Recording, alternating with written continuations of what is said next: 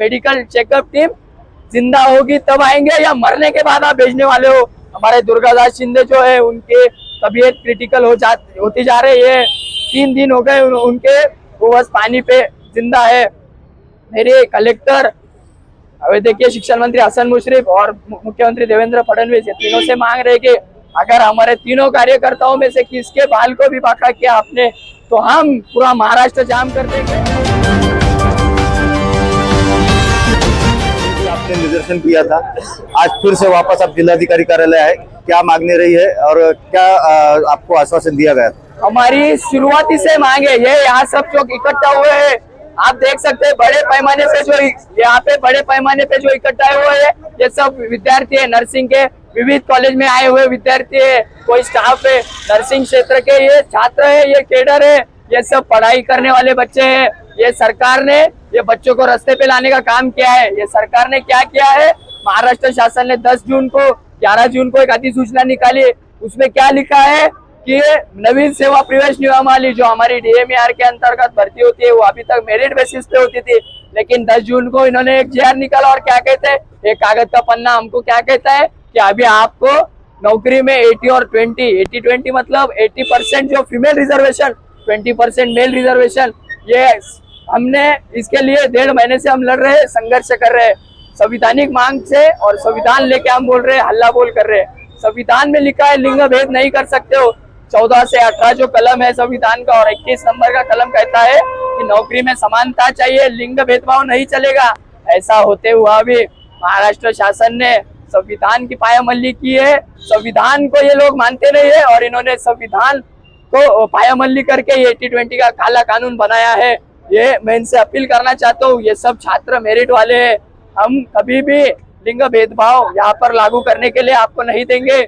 हमारी चाहे जान चली जाए। हमारे 3 जो विद्यार्थी कार्यकर्ता है, दुर्गादास शिंदे, शंकर नाइक नवरे और सचिन खंदारे, ये यहाँ 3 दिन से भूख हड़ताल पर बैठे, तभी भी ये असंवेदनशील जिलाधिकारी अभी तक हमारे पास आए नहीं। कोई मेडिकल चेकअप टीम नहीं आई। हमारा सवाल है, विद्यार्थी आके पूछ रहे हैं कि मेडिकल चेकअप टीम जिंदा होगी तब आएंगे या मरने के बाद आप भेजने वाले हो।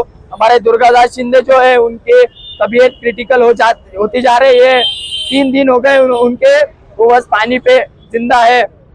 मेरे कलेक्टर, अभी देखिए शिक्षा मंत्री हसन मुश्रीफ और मुख्यमंत्री देवेंद्र फडणवीस, ये तीनों से मांग रहे कि अगर हमारे तीनों कार्यकर्ताओं में से किसके बाल को भी बाका किया आपने तो हम पूरा महाराष्ट्र जाम कर देंगे। और ये नर्सिंग के विद्यार्थी, आप जब तक 80-20 वापस नहीं लेंगे, हम ये लड़ाई जल्दी वापस नहीं लेंगे, आप 80-20 वापस नहीं लेंगे तब तक ये लड़ाई जारी रहेगी। जल्दी से हमारी मांग है कि हमारे उपोषणकर्ता से आके मिलाना चाहिए। कलेक्टर ने दिलीप स्वामी क्यों नहीं आ रहे? छत्रपति संभाजीनगर में हम खड़े, 3 दिन से उपोषण चालू, कहाँ है दिलीप स्वामी? Dilip Swami is missing. अभी हमको बोर्ड लगाना पड़ेगा जिलाधिकारी पे कि दिलीप स्वामी किधर है। तो जिलाधिकारी से मैं मांग करता हूँ जल्दी आके हमारे उपोषणकर्ताओं से मिले।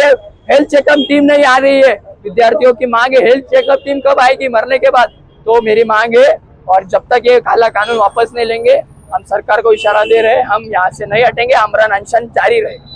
मेल नर्सेस बचाव समिती संघटना। मी सचिन खंदारे, गेल्या 3 दिवसापासून माझे सहकारी दुर्गादास शिंदे, शंकर नाईक नवरे आणि मी गेल्या 3 दिवसापासून म्हणजे 18 तारखेपासून आम्ही उपोषणाला बसलो आहोत। तो उपोषणाला बसण्याचं कारण असं की 10 जून रोजी एक अधिसूचना जारी झाली। या अधिसूचनामध्ये असं सांगण्यात आलं की जी DMER वैद्यकीय शिक्षण महामंडळ जी काही परीक्षा घेत असतं, आपल्या अधिपरिचारिका स्टाफ नर्ससाठी जे काही एक्झाम घेत असतं, त्या एक्झाम मध्ये इथून पुढे म्हणजे आता येणारी जी भरती आहे त्यामध्ये 80% महिला आणि 20% पुरुष, जे की शिक्षण घेताना समान संधी आहे। शिक्षण सगळ्यांचं विद्यार्थ्यांचं मुलीचाही सारखं आहे, मुलांचाही सारखं आहे, पण जेव्हा रोजगाराचा प्रश्न होतो निर्माण होतो, जेव्हा विद्यार्थी पास आउट होतो आणि बाहेर पडतो, तर तेव्हा त्यांना जॉब नाही। जॉब याचं कारण असं नाही की 80-20 जर आलं तर 80% महिला घेणार। सपोज दॅट जर आपल्याला जर 100 जागा जर आल्या तर 80 मुली महिला घेणार आणि 20% मुलं घेणार, 20 मुलं घेणार। तर मला माझ्या प्रशासनाला एवढं सांगायचं आहे की हा GR जो आपण काढला, अधिसूचना काढली आहे ती आपण तात्काळ रद्द करावी। कारण छत्रपती संभाजीनगर महाराष्ट्रामध्ये वेगवेगळे मोर्चे काढले। एक 15 तारखेला आम्ही एक धरणे आंदोलन केलं, त्या धरणे आंदोलनात आम्हाला जिल्हाधिकारी साहेबांनी समान उत्तर दिलं नाही। त्यानंतर आम्ही 30 तारखेला एक लॉंग मार्च काढला, त्या लॉंग मार्च दरम्यान बी आम्हाला काही उत्तर भेटलं नाही. 5 ऑगस्टला आम्ही आझाद मैदानामध्ये एक धरणे आंदोलन केलं. धरणे आंदोलनामध्ये आमच्याकडे दखल घेतली नाही. त्यानंतर आम्ही 5 ऑगस्टला मंत्रालयावरती आम्ही एक तीव्र निषेधार्थ आम्ही लॉंग मार्च काढला. त्या लॉंग मार्च मध्ये आम्हाला दुसऱ्या दिवशी 6 तारखेला आम्हाला सचिवांचं बोलणं आलं की या बैठकीला आमचं शिष्टमंडळ जेव्हा गेलं तेव्हा आम्हाला हा धीरज कुमार मला सांगतो, जो हा सचिव आहे तो आम्हाला सांगतो जी एसएनए बसलेली आहे, महाराष्ट्र शासनाची एसएनए अर्चना बडे जी बसलेली आहे, ती आम्हाला सांगते की हे प्रशासनाने लावलेलं आहे आणि बरोबर लावलेलं आहे.